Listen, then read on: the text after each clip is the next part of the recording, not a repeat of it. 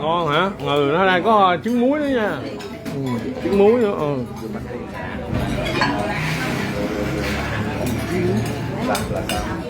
Thấy nó không?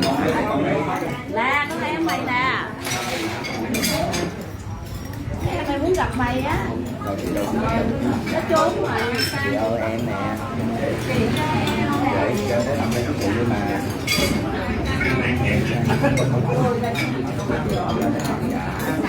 Đồ ăn ngon cô chú. Còn cái nào vịt thịt kho là ngon ha. Cái này là trứng muối nha. Thịt này muốn đâu? Dạ, cái này mua ở dưới Thu nãy nói đâu Thu. Hình như Châu Đốc gửi lên thịt kho hột vịt. Ừ.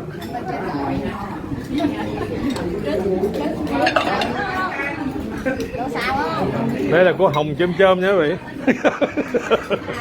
Kìa cô Hồng ơi, tôi kìa. Đó.